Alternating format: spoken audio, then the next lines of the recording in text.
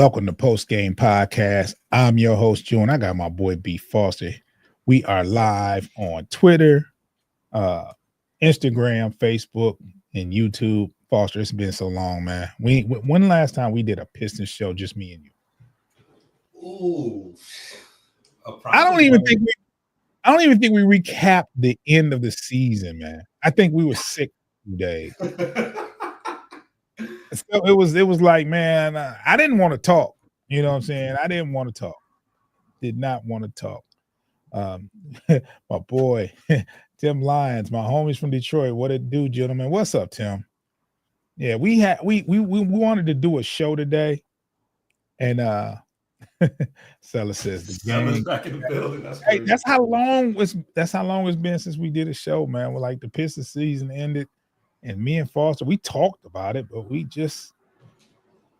didn't recap the season. We didn't recap the series. It was just like, eh.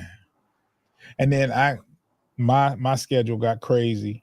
So, like during the week is the past month and a half during the week has been a dud. So today we are doing a Pistons show. We're going to talk about the Pistons season, the regular season, what we thought about that. We're going to talk about how the playoff went versus the Knicks, which we all know. Also, what does it take to get there? With the NBA season being within one game of being finished, it's a 3-3 series between Indiana and OKC. And that game, it's going to be decided by one game. Like, what is it going to take for us to get to game 4 of a championship? Now, before we go there, though, let's just reflect. And I'm going to even take it back further to 2 seasons ago. Right? What was the record? 14-68? Something right? Like that. Yeah, Something like that, right? Right? It's cool because we're not quite sure of the number, but we used to quote it a lot. So this season has made us forget what happened a couple of years ago. But the thing is, I don't know this record either. I quit counting after we got to the 40s. That was good. Oh yeah, we was playing with house money after Christmas. Then yeah, everything was a bonus, and then to be and not having. So the Pistons, did pretty well during the regular season and earned the 6th spot. And me and Foster always said, "Hey, let's just." We had a preference on who we wanted to play, right? Because at the 6th, we wanted to play the Knicks. We didn't want to play Boston. We didn't want to play Cleveland, and we was very weary about Indiana. We seen Indiana, we didn't fare well versus them in the regular season, and we fared pretty well versus the Knicks during the regular season. So, to us, it was more like, let's just play the Knicks, right? And that didn't go well. It didn't end well. I won't say go well. It didn't end well. Right.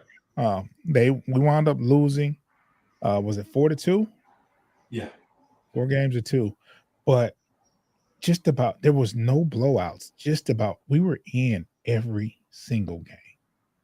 And you could argue that first game should have been ours.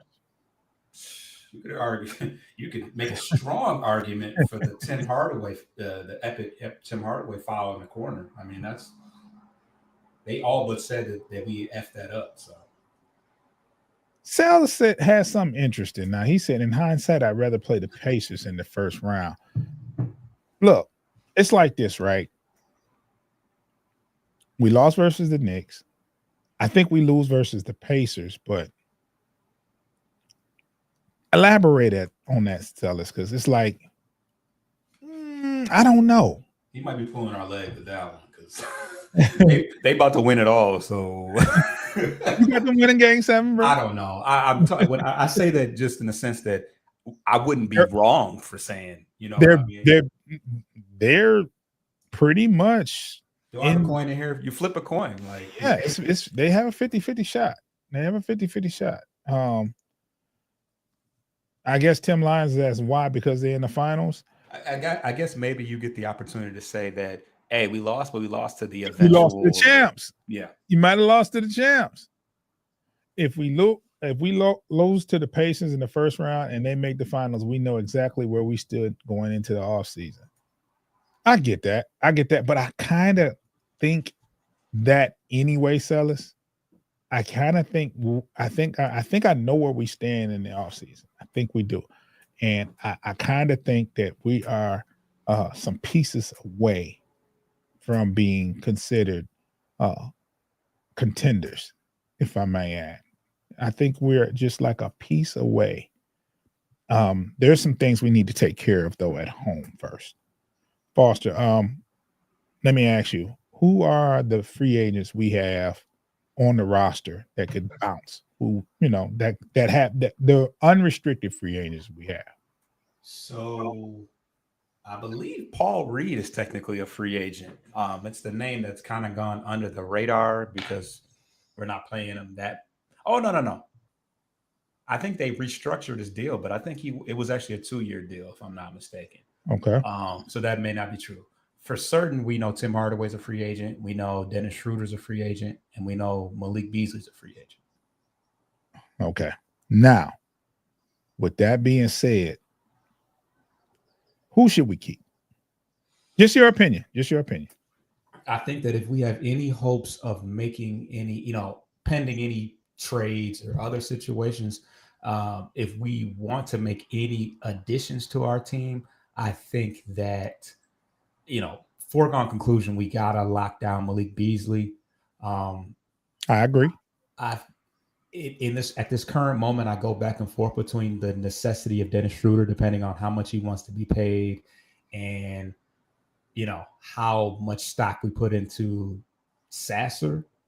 And I think that Tim Hardaway is certainly the odd man out because he's not going to pay for free. So where is there room to go out and make, go out and improve the shooting off the bench or whatever the case may be? There's no room if you hold on, unless you think that you slot Hardaway into that bench floor spacing role.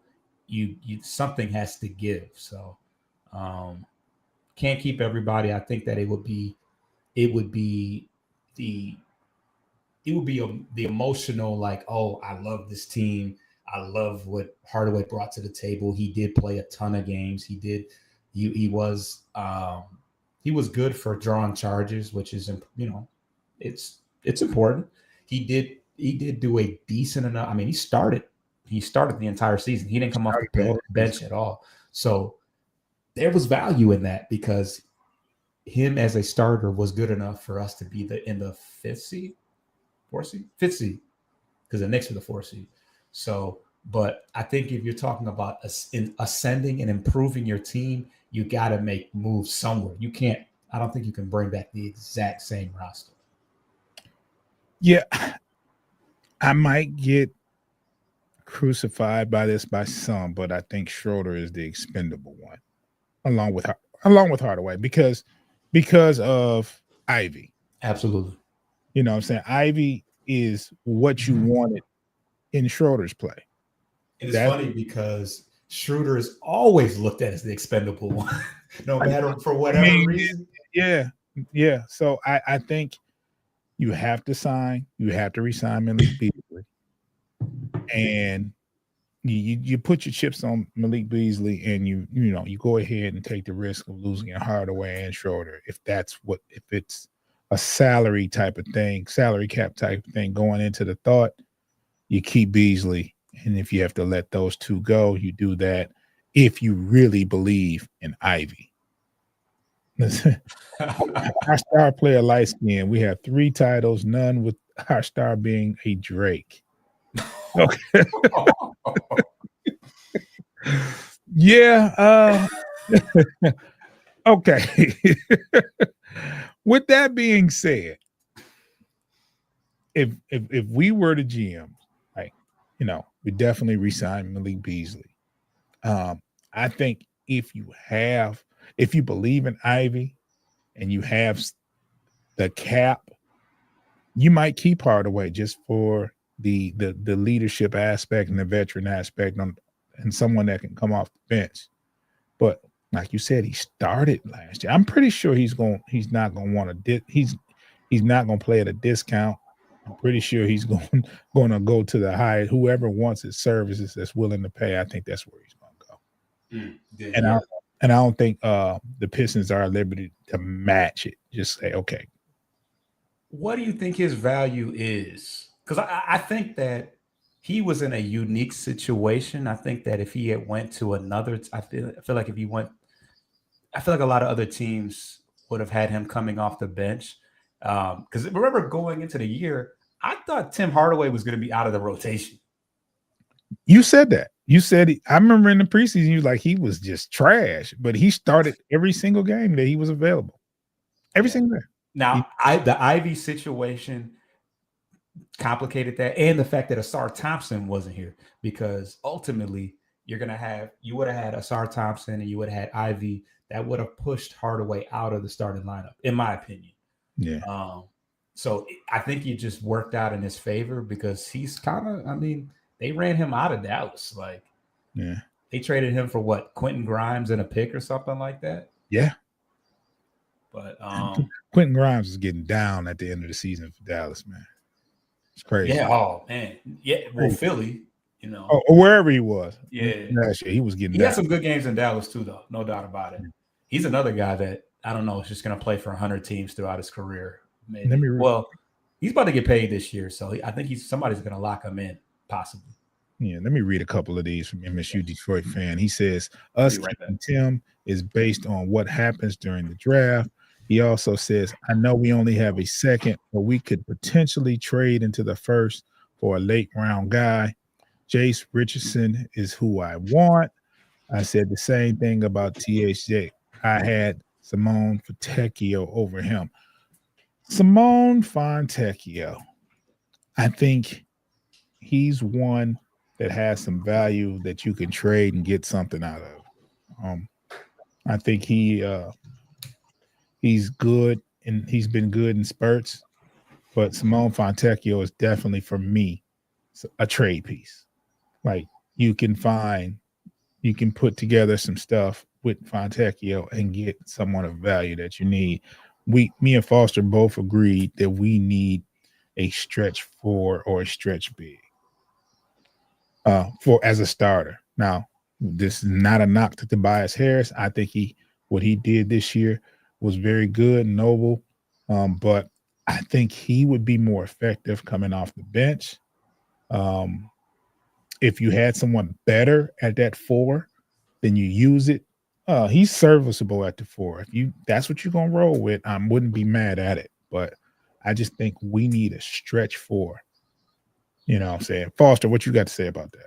Yeah, I think that we can stand to improve, like as a bona fide. I mean, he is a stretch 4, but I think that if we in fact are ready to open up that window of playoff runs, I think that we do need to improve at that. I think the 3 names that you should be keeping an eye on is Tobias Harris, just because he's on an expiring deal and he can provide to you leadership experience. He can, go and get a bucket. He doesn't have to have the ball in his hands.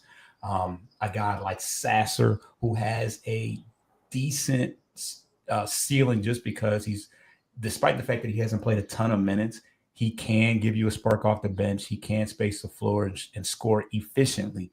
And then a guy like Fontecchio, who's also on an expiring deal, and he's proved that he can be, when he's on, he can be a bona fide floor spacer. Because I think that although we'll miss Harris and his leadership experience, the team around us is getting older as well. Cade is now a surefire veteran. Stewart's been around a while.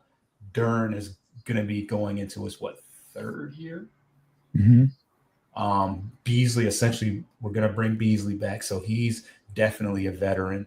But as far as replacing a guy like Tobias, you got Bobby Klintman in the fold, who I think we're hoping is going to be on the actual roster this year. I don't know about being in the rotation, but he should be ready after a full year. In the G League, he should be ready to contribute in some way. Ron Holland is gonna take a jump, hopefully, as well as Asar Thompson. Thompson will be going into his third year. Obviously, he hasn't played a full year of games yet, but he should be ready to be a starter. And given the only reason why he's not playing 30 minutes a game right now is because of his offensive deficiency. So the hopes is that he'll be able to, improve and be less of a liability out there.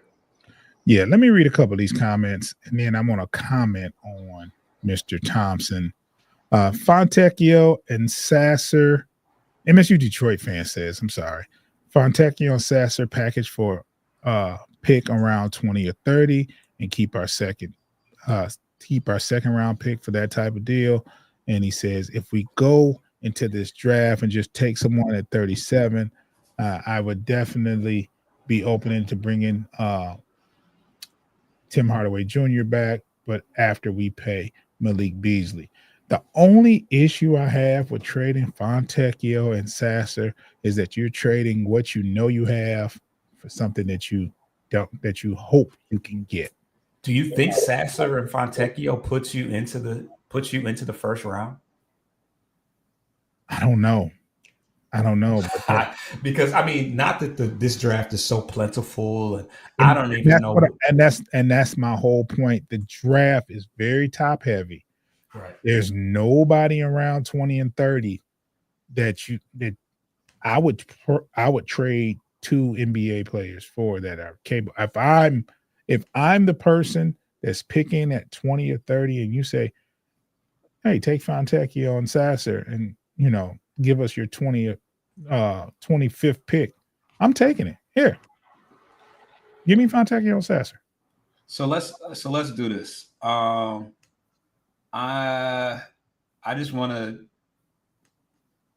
I'm gonna pull up. I'm gonna share the screen right now. We can quickly Foster with the graphics. Yeah. So let's see here. Hopefully, I don't mess something up. Are you able to see that? Yes, we're able to see that, Foster. All right. So let's look at producer. Yeah. I'm trying some stuff out. So when we look at let's look at the number 20 pick, and we'll just go 20 to 30 right now, just for shits and giggles. Number 20, Miami, Neek Clifford. If I'm Miami, I don't know. Dang, what is going on? I don't know if Fontecchio, regardless of not knowing who Neek Clifford is, I don't know if Sasser and Fontecchio is moving me. All right. Something is up with my screen here, so I'm struggling to keep this down. But hey, yo. Wow, Foster. I'm gonna just read off the names to you because for some reason it's not, my screen is not allowing me to do it. Is it back?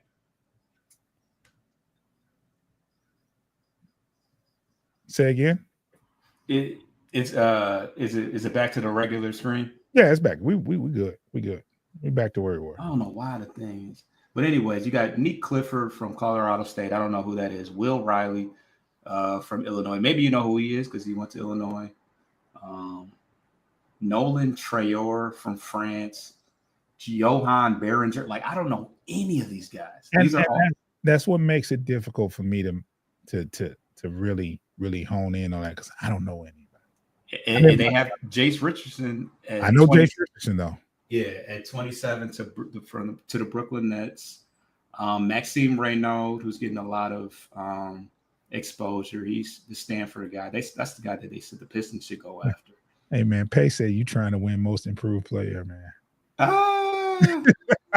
Yeah, but the damn screen fried me though. What up, Pay? That's funny. Yeah. That screen kept scrolling up for some reason. I don't know what was going on, man. I'm still on page sauce. But Yeah, we're trying to be like Pay, man. It's all right. But yeah, that once you get into the 20s, like I don't know who any of those dudes are. Yeah, Like, it's hard to make a assessment at that, but I do like Jason Richardson though. and it didn't surprise me because because I say the top 15, you got a bona fide legit opportunity to get something, but beyond that, it's like I was about to Cooper tell Flag, Harper, and everybody else. and everybody else, yeah. Ace Bailey, of course. Ace Bailey. I was about to say Jody. I'm not showing that comment, but I forgot I got all the comments showing on the on the side. Can they read that? Yeah, they can see that, man. I said I was about to say Jody. I'm not reading that, but it's there. I know Jay Rich is MSU Detroit fan says I know Jay Rich is what his dad was, and he made it clear last year he's a different type of player from his father, but in a good way. Tim Lyons also says it's all good, Foster. I can't do all of that. I'm still learning. Hey, I think we all still learning, Tim.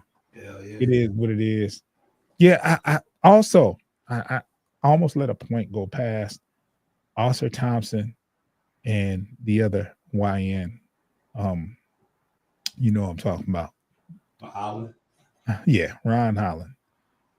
Their development over this summer can be very, very crucial. Like if they both take leaps forward, you know what I'm saying? They're not that stretch forward that we need. But at the same time, those two are still under contract. And if you get improvement out of those two, you know what I'm saying? It could be that would bode very well for the Pistons. Those two. Because I think Ron Holland has the heart. He just made a lot of mistakes. And I think Oscar Thompson has the heart too. He just doesn't have the offensive prowess as you would like to see. But he can get to the cup. He can finish. He plays defense. He has, and this is a year coming off an injury where a serious injury with the blood clots, where he couldn't even work out last year. Wasn't allowed to. He wasn't allowed to. So I'm thinking a full summer, a full off season of him being able to practice his game, work on his jump shot. I think that'll do him well. And I think Holland, if you look at the beginning of the season, his 3-point shot, it was very horrific, but he didn't stop shooting. It didn't hurt his confidence, and he eventually got better. You don't want him taking that shot, but if he's open and you taking that shot, you still think he's going to knock it down. You know what I'm saying? So there's improvement there throughout the season. Let's just see what those two young men do in the offseason. And Bobby Klintman is one that could really, really, there's a spot for him. They need a stretch four. He's the stretch four. If he looks at it like this and improves in the offseason and say, hey, you don't have to go get no stretch four. That I am him. Let me put me in the game. I'll show you. That'd be a bold statement to make at this point, especially when we're talking about the trajectory that we're on. But yeah. I'm just saying. But what I'm saying is, let me play behind Tobias Harris. At least get to that point. You know what I'm saying with this offseason. Like, let me be your second, your stretch four off the bench. You got to get to that point. That would be a big wish for him to be that guy next year. And as I look, his G League numbers, 12 points a game, 42% from the field, 30% from three. Man, stay your ass in the G League. Because I think he showed potential because he's like from overseas or whatever. So he played at Wake Forest for a little bit, and I think he played overseas. But I think he showed the potential. But I don't think that game has translated yet at the G League level, let alone at the NBA level. So we'll see. It doesn't say how many attempts per game he shot from three. Probably not very much, but oh no, four a game, 4.7 a game. So a decent enough volume. Yeah. So, and we've been saying for the past couple of years, a draft pick will not help us right now. One thing we don't need to do is get any younger. With the young team we have in place, I mean, unless they're a bona fide stretch four in the draft, and we don't pick the 37. That'll be a So project right there. that's a project. Another Bobby Clement, really. Yeah. So let's for what it's worth right now, we can't depend on the draft this year. We can't depend on the draft to help improve this team for next year. Let's just say that. Let's get to a break, Foster. We are at the 26-minute mark, and we barely scratched the surface of what we really want to talk about. But I'm just glad to be here, man. It's been we haven't done a post-game podcast, like just me and you, since I want to say game 6 preview versus the Knicks. We didn't do a show after that. So let's get to a break. We'll get back. If you're watching, give us about 15 seconds. If you're listening, you're going to hear some wonderful ads.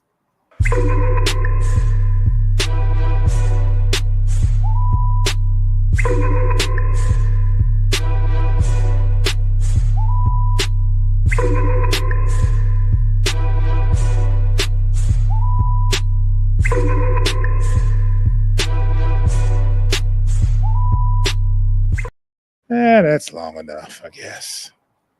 We are back. Got the first shift calling. You see that? You see that on your phone, Foss? First shift is calling? Yes. None of those feel some kind of way about that. None of them chumps are listening or watching. Suckers. Anyway, yeah, hit that like button. Yeah, tell us that's right, Tim. Hit the like button. Tell them to hit the like button. So, I don't even want to talk about the draft. Because I feel like after the first 3 picks, it's really not that interesting. You said the names before. We are not in the running, and there's nothing we can trade to get into the first 3 picks. So it's a dead issue. So, what we can talk about and look forward to is one thing about the Pistons. They got some free agent money. We got some cap space. We got free agent money. And there are some very good free agents out there at that stretch 4 position. And then there was someone else, a little chunky guard out there that me and Foster was like, hey, he'd be good in the Pistons uniform. Let's talk about him first, right? What was the deal with him? I remember you sending me, what was the deal with him? Before you say his name, is he a free agent now, or did he demand to be traded? What was his story? They just said he's available. I don't even think he per se demanded a trade. I'm sure he doesn't want to be where he's at. Of course not. He wants to be there. But yeah, I think that he said that he's available to be moved in a trade. So the guy we're speaking of is guard Marcus Smart. And MSU Detroit fan, don't do that. He said KD to Detroit. Oh, be fun. Yeah. No, Marcus Smart. We're talking about Marcus Smart. I think he's one of those guys you can bring off the bench. He brings toughness. He can score from behind the arc. I think he's one of those guys that you can bring in off the bench and get some quality minutes from, and he plays very tough defense. And he's going to hustle. So I think he's one you can bring in. Stretch 4. Foster, there's some names. Do you have a list? I don't know if you do or not. This is just, you have a list of unrestricted free agents available, or you can pull it up because I want to poach from a stretch 5. Well, we need a stretch 4, but I'll take a stretch 5. All right. We got available. Because I'm gonna tell you this: the core of Duran and Cade, I'm gonna say those two are the core. They're not. Those are our. That's your starting point guard, and that's your starting center. Right. So we have Julius Randle. He has a player option, so he can either buy. Yeah. We wouldn't be able to afford. So look, he's has a player option for $30 million that he can either buy, that he can either whatever he can go back to Minnesota and make 30 million this year, or he can opt out and go make, and get an extension on the open market. So if you let me ask you this, right? Yeah. What's your take on, would you welcome a Julius Randle to the Pistons? Nah, I mean, last year I would have said that just because I know that we needed a whole lot. But of course, luckily we elected to get Tobias. But at this point in time, no, he doesn't. He wouldn't make sense just because I just don't think he fits the defensive. One thing about Julius Randle, he's going to have a ton of lapses on defense. That's just not his side of the ball. He's a pretty good scorer, but no, and he's a guy that needs the ball in his hands. So that would take away from what Cade does. And he's not a great outside scorer. So I like him as a player, but he doesn't fit. He doesn't fit what we need per se. Okay. Who else is on that list? So they got John Collins out there, another guy that can opt into his. While he was at Atlanta, I thought he was going to be one of them ones. Yeah. So I like John Collins. Go ahead. So actually, these are guys with player options, so they're not unrestricted free agents. As far as unrestricted, we can talk about the player options. I mean, okay, why not you? So you got Brook Lopez out there. Hey man, I ain't mad at that. He's old though, 38. He's a center. So it would get weird there unless you plan on bringing him off the bench. Yeah. Where are the guys like? Because of course you got Naz Reid. Where's Naz Reid at on this? Hey, I like Naz Reid as a Piston. I do. MSU Detroit fan says trade for my guy. I think he mentioned Jaren Jackson Jr. from Memphis. He would be a very good stretch for the Pistons. He would. If you want to give up a Sar Thompson or Jay Nivey, then sure, and some. Yeah, he's gonna cost you a lot. Of course, Miles Turner. I think it's a foregone conclusion that they're going to pay whatever need be, even if it means getting off of Ben Mathurin to bring him back. As far as let me just type in PF. So we're just talking. Matter of fact, I can narrow it down by position. I'm tripping. All right. Power forwards. LeBron. No. You got Dorian Finney-Smith, who was like more of a, bench player. Hey man, but he's all right. He's cool, but he's not even better than Tobias Harris, if we're being honest. He's younger than Tobias. Well, no, he's 32. So they're what, the same age? Yeah. You can always bring back Marvin Bagley. Foster, quit playing with me, man. Okay, here's a legitimate option. So Bobby Portis has a player option for $13 million. He could very well opt out and try to get an extension. Would you take Bobby Portis? So I had the privilege of listening to somebody on the radio kind of talk about that. He's a guy that at 30 years old, he's like a fringe off the bench / starter. I don't think he moves the needle enough for you to pay him what he would want to be paid, to be honest. You got What's the guy from the Grizzlies that I was talking about? What's his name? I can't remember his name. He must be a center though, because they don't have him listed under the power forward. To be honest, if we're being real, our our needle movers are going to be more available on the trade market more so than free agency. The free agency is not that plentiful, if we're being honest. Oh yeah, Aldama, that's his name. Tell me about him, because he was you mentioned him before. Yeah, so Santi Aldama is a player. He was a bench player for the Grizzlies. Um, he's a floor spacer. He's like 24 years old.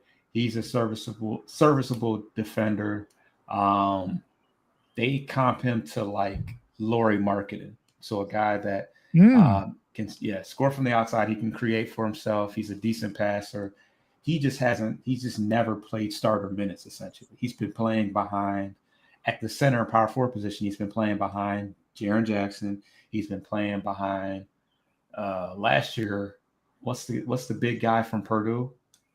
The center. I know you're talking about. Yeah. He's started games due to injuries and stuff like that, but he's never had the opportunity. That's where his ceiling hasn't been met yet. It's because he hasn't got starter minutes, but he's basically a floor spacing 6'10" guy that can. Is it that people outside of America? Yeah, Edie. What's Edie's first name? I don't even know. But I don't know, but I know what you're talking about. But so his ceiling could be met just off of getting starter minutes. He's only 24 years old, and how you let Edie come along and just take you? Hey, he's 7'5", or however, not 7'5", but he's. I know what you're saying. He's up there though. Yeah, and he came right in and was effective very, right away. So he was I think his name is Zach. Zach. Yeah, it's Zach Edie, and I think, but he was college player of the year. Yeah. He definitely one game with it. They lost the championship. They could have very well won a ship for Purdue. Yeah. Yeah. So I think that the trade market is going to be a lot more plentiful for a guy like John Collins, because you would have to, with him having a player option, he's obviously gonna he'll I'm assuming opt into that so he can be so he can make an automatic 20 plus $1 million or whatever he would be owed. But the Jazz could still, we could do a sign and trade basically. So, yeah, for sure.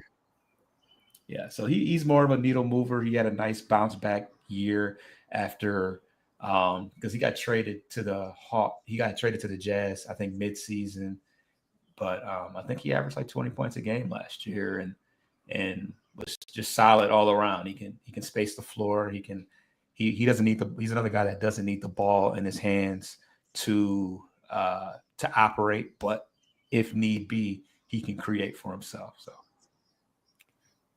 out of that list, I don't know if you mentioned Nazir. You did mention Nazir Reed. Yeah.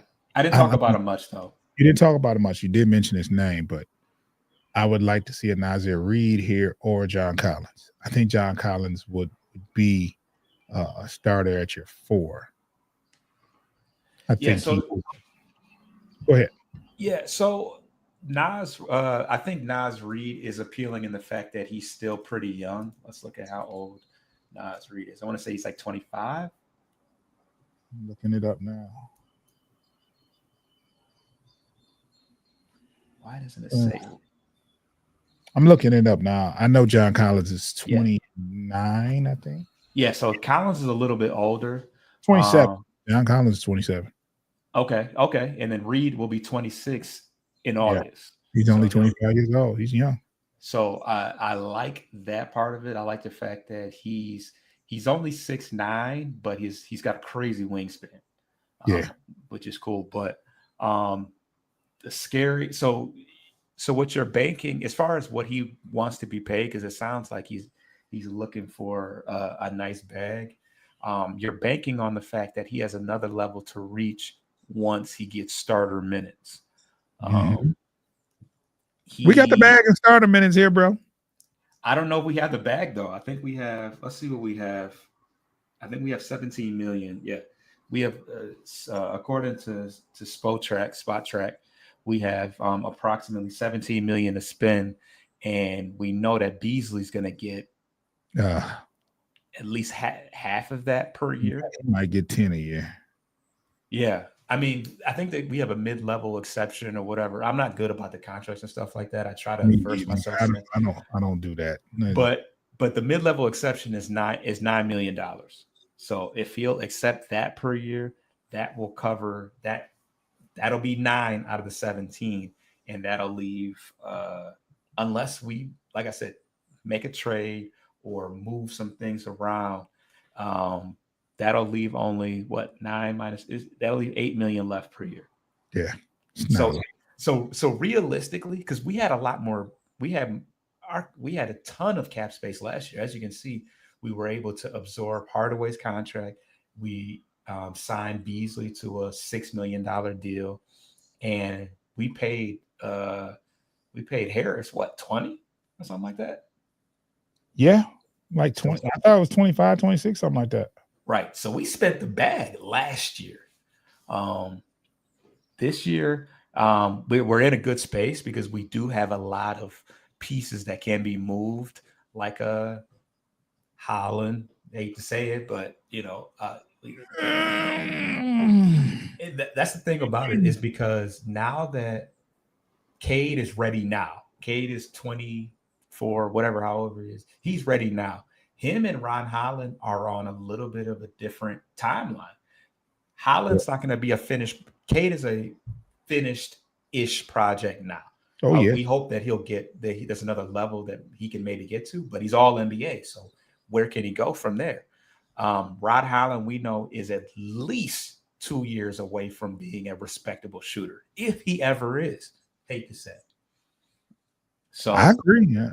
So realistically, if Cade is ready to play at a championship level, Holland's not there. So do you continue to bring him along, or do you use the opportunity to throw somebody a Holland, hoping that you can get a Jaren Jackson or a John Collins or we love the team, but the reality is Holland's not going to wake up and start averaging 15 tomorrow. And you also got to consider everybody can't go. They just can't. I mean, if we had a crystal ball and we knew that Ron Holland would be Trey Murphy in 2 years. I don't know if you're familiar with Trey Murphy, but he's pretty much the most sought after 3-and-D winged player. If we knew that he was going to be Aaron Naismith in 2 years, Ron Holland, then by all means, why not?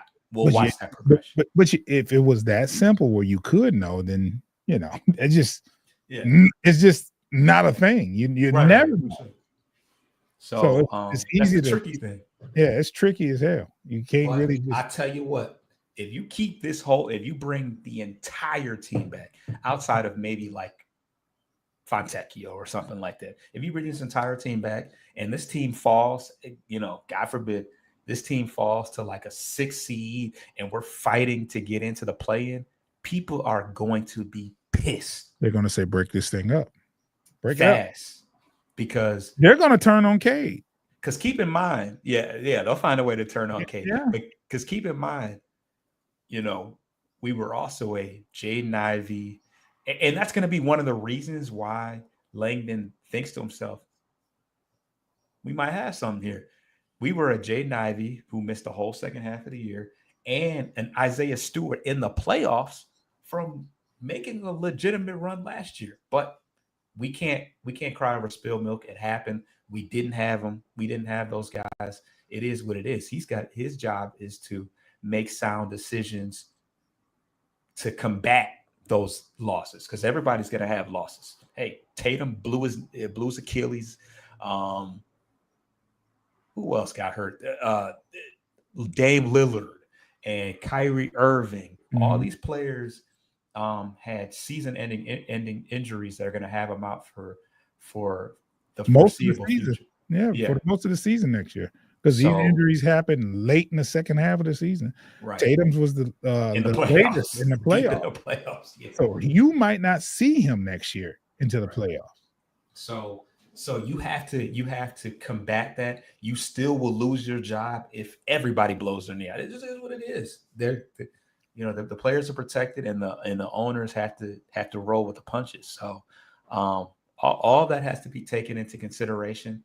I didn't even talk about Ivy. Ivy is probably the biggest piece because you got to pay him soon. So you got to figure out, is he going to be around for the foreseeable future, which in that case you're going to have to pay him 15-20 million a year because he's 24 and already averaging 18 points a game. Yeah. So that with that trajectory, that warrants a nice sizable upgrade in pay. So let me ask you this, Foster. With the core being Duran, Cade, Thompson, and let's say Ivy, are you comfortable with that being the core? Let's say you don't do any moves and these are 4 of your starters. Are you good with that? Yeah. Was that confident enough? No, it don't seem like it was.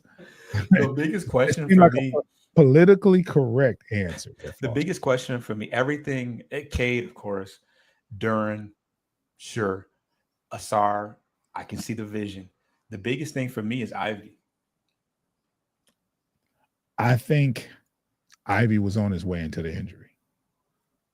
Yeah, it's unfortunate that we didn't have that sample size, and because that we would have saw everything, especially because he was having a better season efficiency wise. That would have showed me everything I needed to know. I think we don't even go and get Schroeder, honestly. No, if you that's don't. the case. You don't. You don't. Because It wasn't. I think you're good with a not to cut your wisdom, with a Cade, Ivy, and then Sasser as your whatever your point guards. We always hope that these players do put in the work in the off season to be better when preseason comes, and I think there's some I don't we want Cade to improve, but I don't think it depends on his off-season regimen. I think he's just going to improve because he's Cade. He's that good already. Duran has shown improvement. He was blocking some shots last year. That was crazy. And, that was crazy. I got tired of those guards, getting and-ones on him every time they went to the rack. But that's here nor there. But if he continues to improve, if you got Holland continuing to improve, you got Thompson, and you got if Ivy can recover from this injury and improve, we got some here. And I think the only thing that we're lacking is experience and a bona fide 4, because you got your starting 4 with those 4. If they're at their best, I like Beasley and Holland off the bench. I like Stewart off the bench. Usually you play 8 deep. I'm good with that. Now, you may not get a stretch 4. You might just have to deal with we might just have to settle with Tobias. And I'm okay with that. But we got to keep Beasley, and Ivy has to improve. He has to be back to where he was. Because last year he was getting there. He had a couple buzzer beaters. He had a couple clutch shots to win games. And I think if he's there versus the Knicks, fully healthy, we have a different ball game.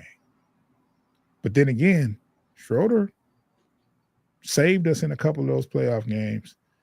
And I don't think Schroeder would have been here with Ivy here. No.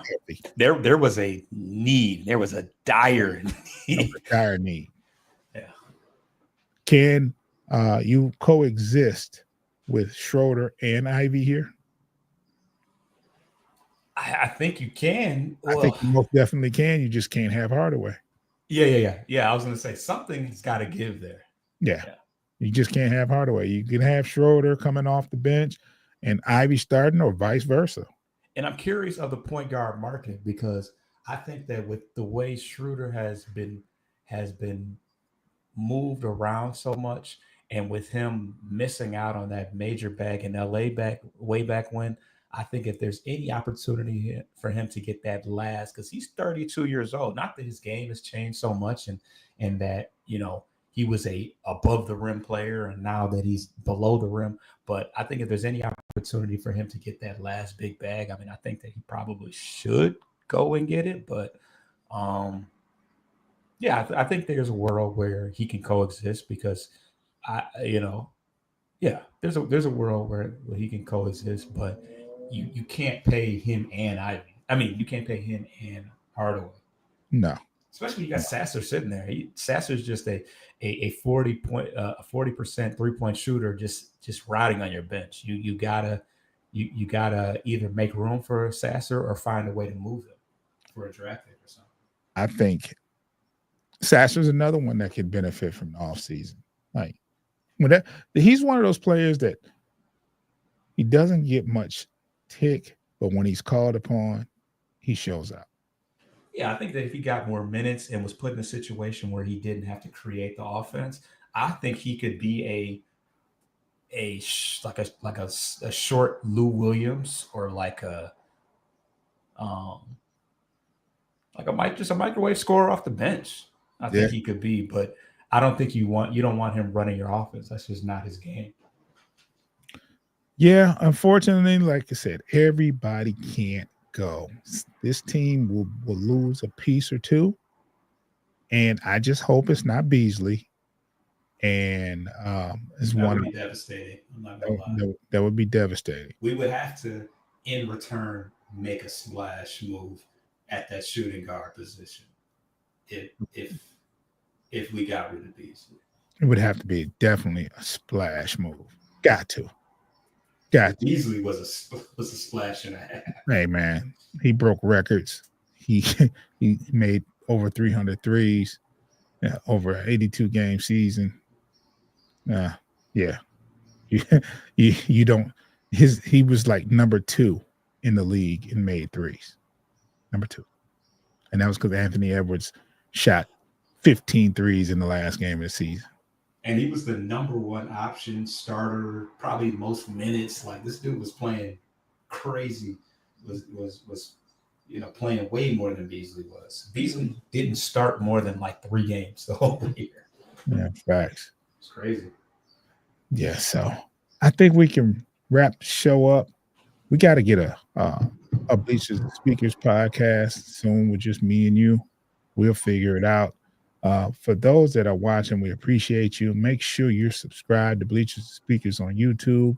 Make sure if you don't want to watch us and you just want to listen, you can find us on any podcast.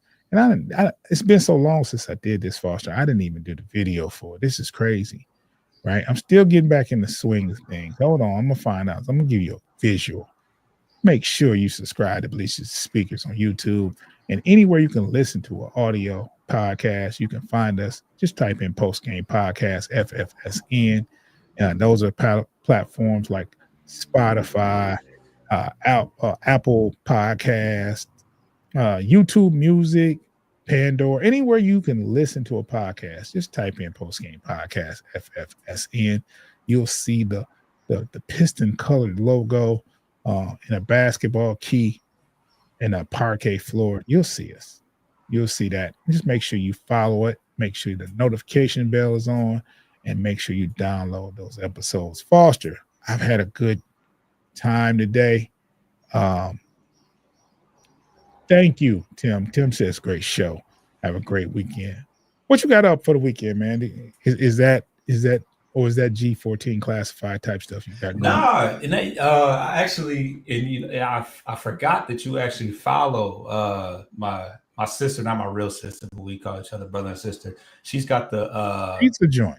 Yes, she has a fundraiser that's going on tonight, so that's where I will be at. Where is this fundraiser there, Foster? It's in the city somewhere. It's in the city somewhere, like downtown.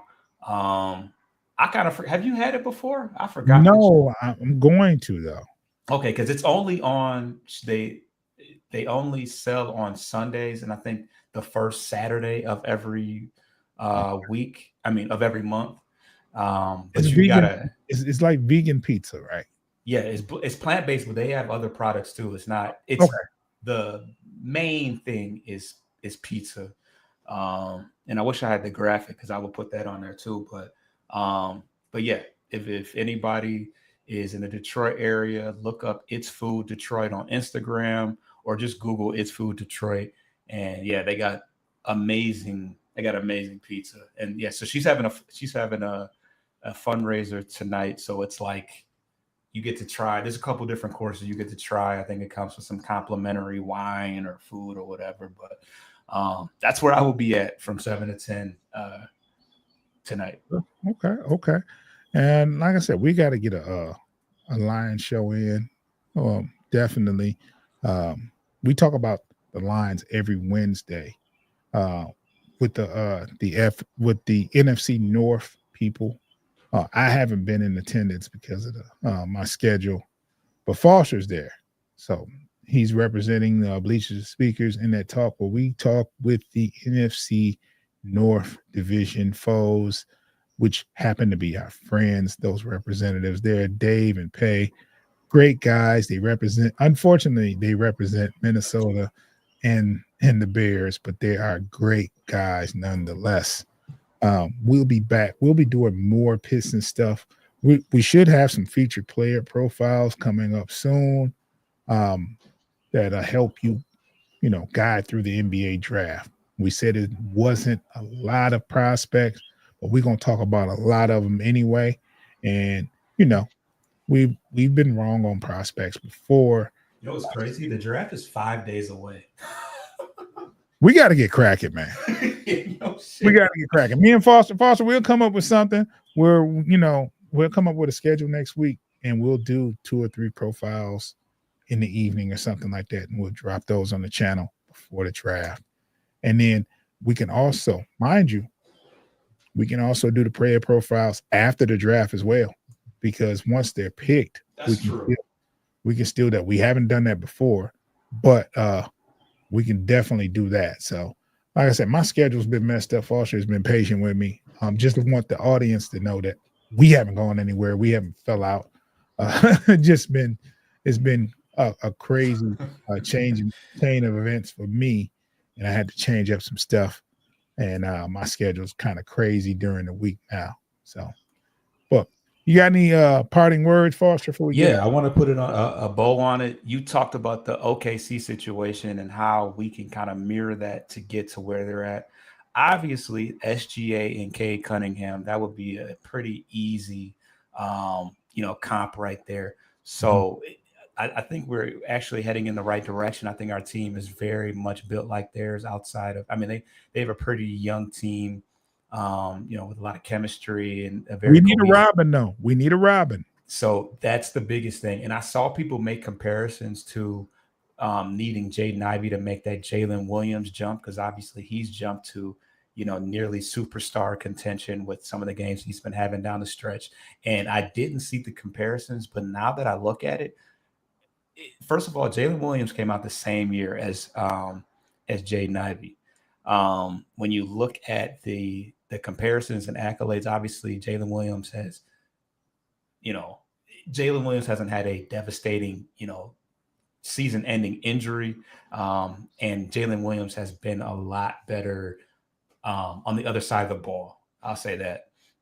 Defensively, he's already got some accolades as far as defense is concerned. That's one thing that Ivy has not shown as of yet. But when you look at their numbers, they're not that far off. Ivy's actually a better outside shooter. But yeah, when you make the comparison, obviously Jalen Williams has also played on better teams, so he's had a better supporting cast. Ivy's played on some pretty bad teams up until this year. So I don't think it's out of the realm of possibility, but we'll just have to see. But yeah, essentially when you compare make a comparison. You know, Dern is our version of the Holmgren situation. We'll say that Asar Thompson is Lou Dort at this point. We're really not, and they're not the same type of player, but they're both defensive minded type players. Right.